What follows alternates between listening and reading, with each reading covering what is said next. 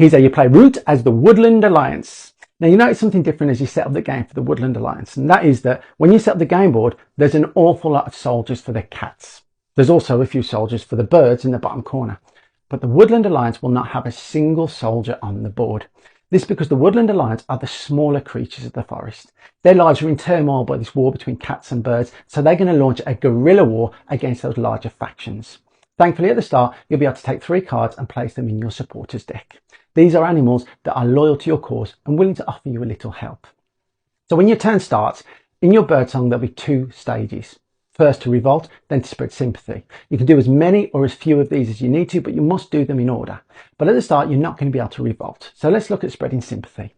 To spread sympathy, you take 1 card from your supporters deck and discard it. You then take one of your green sympathy tokens and place it on the board in a clearing that matches that animal.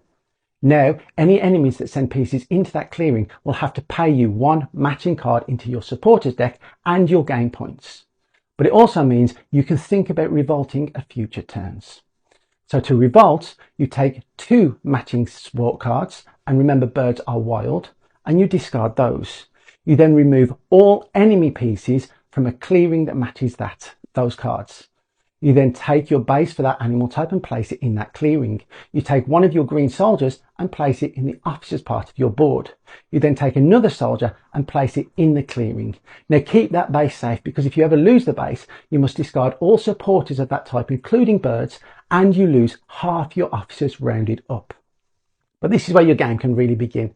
So during daylight, when the other animals are busy, you'll be quieter. You can craft cards using sympathy tokens, and you can mobilize, so you can take some of your cards from your hand and place them in the support deck, as many as you want. You can also train. So if you have a card that matches your base, you can discard that card and take one of your green soldiers and put it in the officer's part of your board. Now the officers will determine how many actions you get in the final stage of your move. But you only have 10 soldiers, so use them wisely.